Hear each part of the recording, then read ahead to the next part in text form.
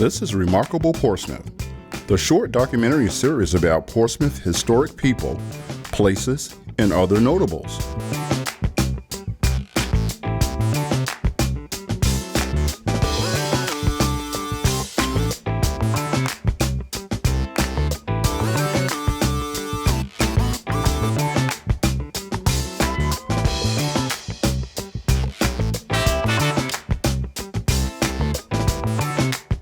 On this episode, take a trip back in time.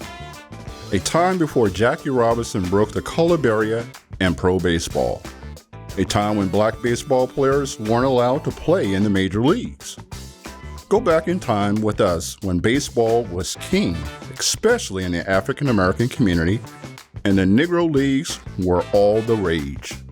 Journey back in time to an era of segregated baseball with Sam Allen, who played left field with Negro League teams Kansas City Monarchs, Raleigh Tigers, and the Memphis Red Sox before serving with the U.S. Army 82nd Airborne Division.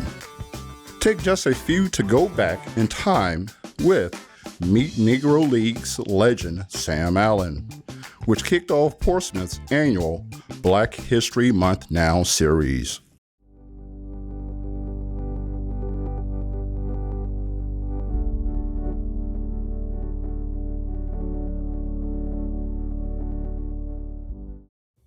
Well, years ago, you had a lot of black baseball players. So you had each neighborhood had teams of baseball players. See, baseball was the king. You didn't have the NFL and the NBA. You had Major League Baseball. Yeah, and people didn't know football, basketball was trying to come late, but baseball, even in the 1800s, you had the baseball, and you had black baseball that played. Those teams traveled. Baseball, to me, it's been my life, and it's been good to me. The Negro League was my second choice, because my first choice was to go into organized ball. When Jackie Robinson broke the color barrier, all blacks, everybody was walking around with baseball gloves and your belt. You wore your glove and your belt. We went all over town looking for games. I started playing in the elementary school, then played in high school, and semi-pro ball was above the high school. And when I started playing semi-pro ball, I used to play with a team in Norfolk called the Norfolk Tigers. Then I played with the Norfolk Eagles. But there used to be a team in Portsmouth with the Portsmouth Burns. So when the Burns broke up, they came over to Norfolk. We used to have a black ballpark over there called New Community Field. So the Burns became the Battling Palms. And I never forget a fellow from Portsmouth named Arthur Harden. Most of the old timers know him. He was a great big guy. I remember I got a hit and I was going to try to steal a base, and he took his foot and put his foot on top of my foot so I couldn't move. But I couldn't say anything to him because he was a big guy. Oh, it always is good to tell a story. See, the story needs to be told. And we don't need to wait till February to tell our stories. You need to tell the story every day.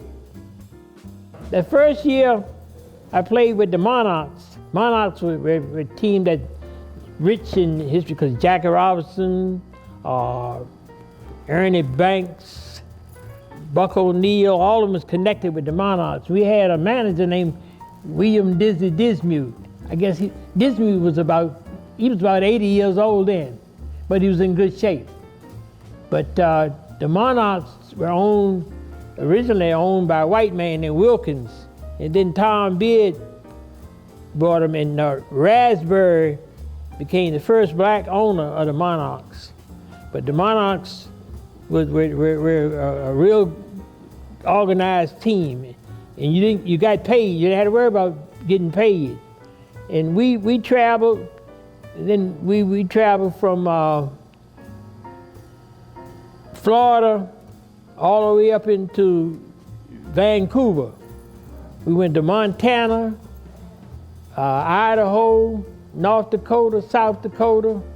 We went to one town in South Dakota and looked around and said, "Where's the ballpark?" We saw them trees like was over there. A bulldozer pushed the trees down and they strung up some lights and we played the game that night.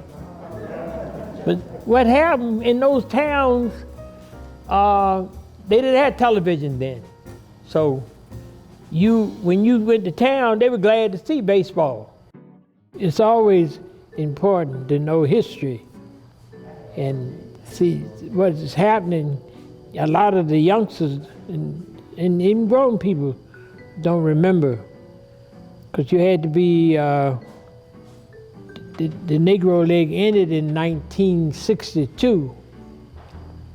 So that's been quite some time ago. It can be an overlooked history. I mean, we look back in time so far sometimes that we forget we're living amongst people who've had these unique experiences. And unless you have family members or gather together a lot and just speak about it a lot in your own family, it's kind of an art form to do that kind of oral history that keeps it alive. And for historians, you know, we hang out in libraries and we read books and we read accounts of the 18th century, the 19th century, and it's a specific part, a specific niche of historical research to do oral history with living folks, because it's hard to get into that mindset to think that just 30, 40, 50 years ago is still part of American history. And things were different even as recently as that time. The Negro League was it's a lot of fun now, but at that time it wasn't. But all you wanted to do was play ball, and you would see this was the beginning of the integration of baseball, because you would see a scout and he'd tell you, say, "Look, I've been watching you, and if you have a good day tomorrow, I'm gonna sign you." I know we were in it was in Alabama, and I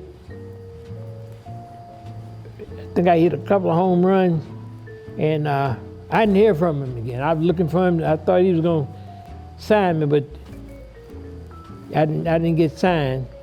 But then in 1960, well, 59, end of the season, I went home, and I don't know, most of you old timers know, when you go home and you see that real long letter like that, and that's when you're getting drafted. They said what it said, friends and the President of the United States have chosen you.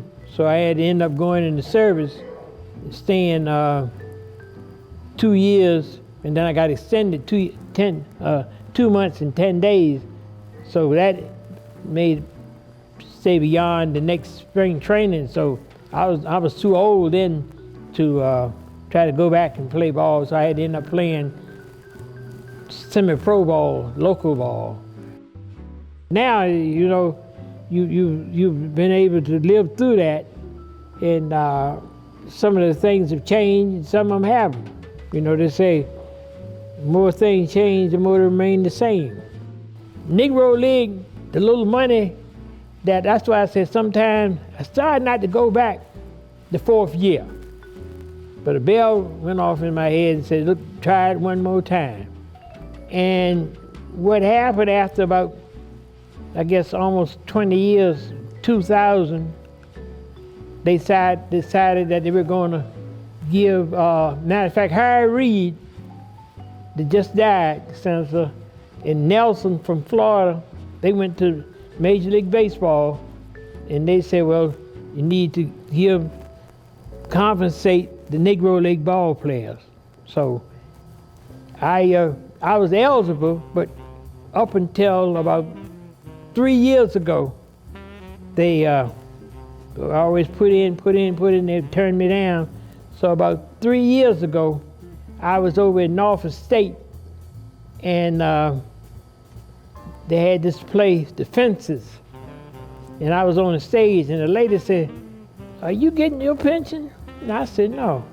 She said, "Well, they had a fellow on television that was researching and getting players their pension." So that Monday, a fellow called me and said, "Look, I found your time, so you're gonna turn it in, you're gonna get your pension." And when the man from Major League Baseball called me and told me how much he was gonna give me, I asked him, I guess the man thought I was crazy. He said, "I'm gonna give you a certain amount of money, a lump sum, then you're gonna get a check every month." And I said, "How much you say?" And he told me that. I said, "Well, how much you say?" And I tell you, I get more money now a month for not playing than I did when I was playing. So that's why sometimes, you might get a lemon, but they always say turn it into lemonade. Yeah, but I'm telling you, and plus this past year, I guess, I don't know if I got excited, but Major League Baseball invited me to the All-Star game. And my daughter would tell you, I must got excited or what, my heart started fluttering. But I ended up in a hospital because I had blood clots. And then my heart beat started going down at night. And the only thing I was worried about was I asked the doc, "You think I'd be able to make the All-Star game?" So he said, "Yeah, you'll be able to fly." And I tell you, my daughter and my grandson, we went to Denver, Colorado to the All-Star game. And I tell you, baseball has been good, real good to me. Not just good, but real good to me. And this year, if nothing happens, I'll be able to go out to LA to the All-Star game. Because I'm one of show you how good God is, I'm one of the 4 living survivors of the Negro League that played over 2 years. Yeah, I'm one of them.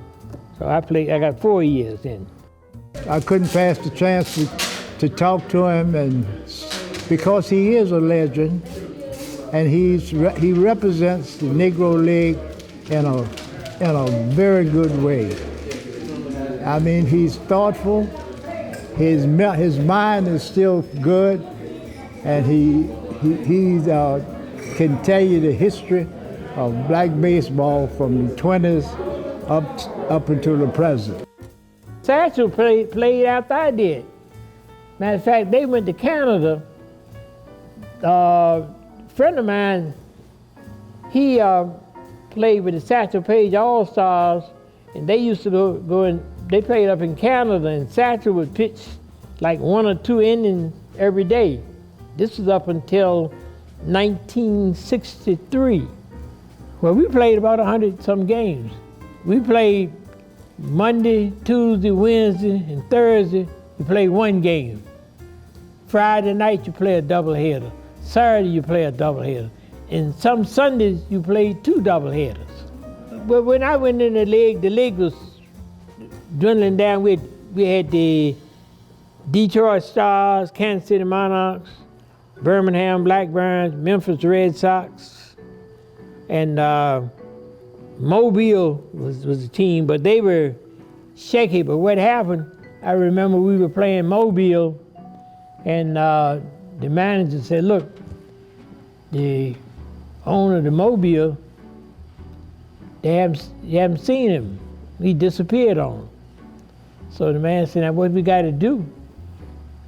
When you eat, you got to make sure they eat, because if they go home, you don't have anyone to play for a week." So what we had to do, we wouldn't get them a $2 a day meal, so now you had to share that. So you get a 10-cent bowl of beans and a 10-cent bowl of rice. So you ate that just about every day down south. You could survive. And what we did at the hotel, we took the mattress off the bed and we slept on the mattress and let them sleep on the box springs. And that's what we had to do. It's important for the young people to remember but the Negro as a whole, not only in baseball, but in the history, to know what we had to go through in order to make it to the major leagues.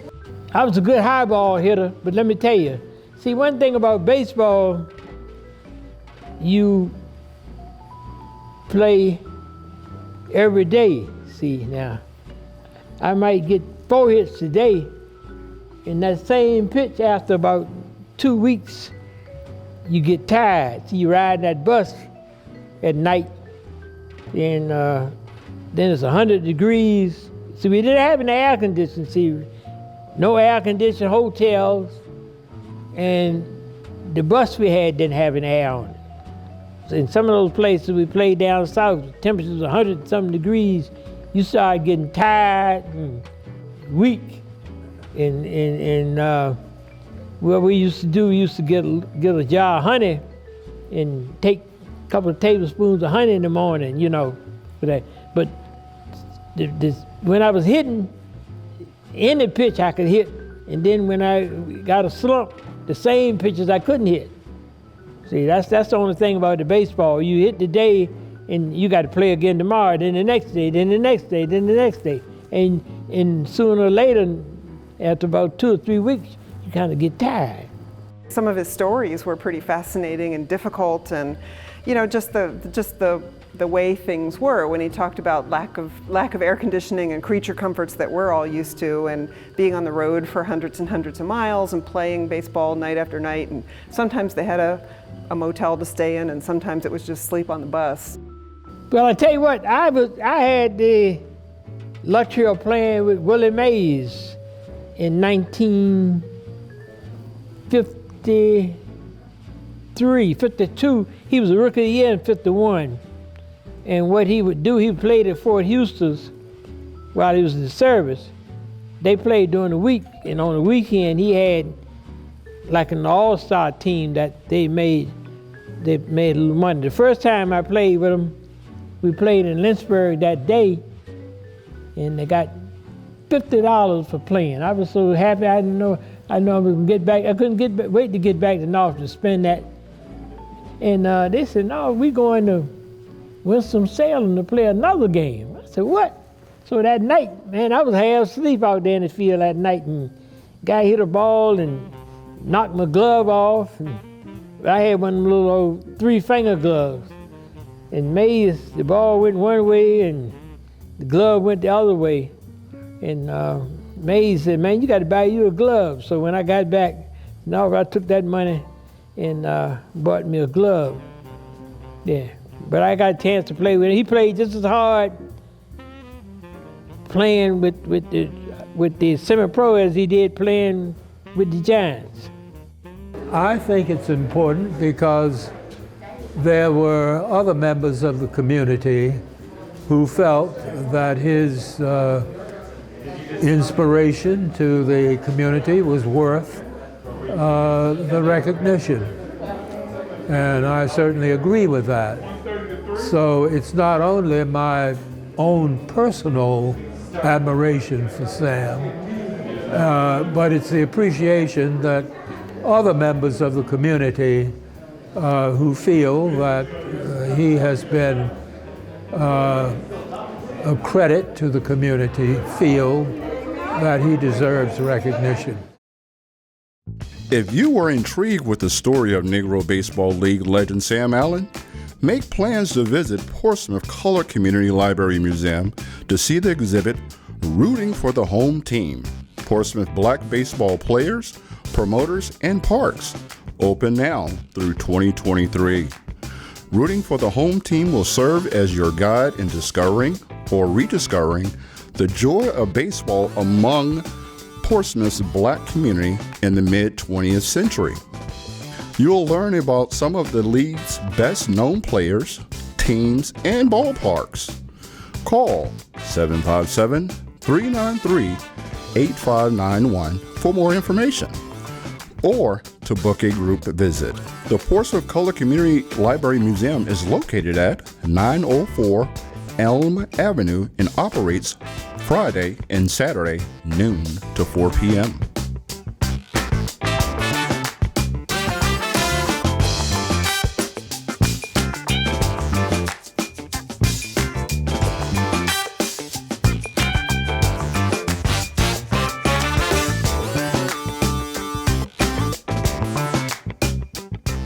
Thanks for watching Remarkable Portsmouth.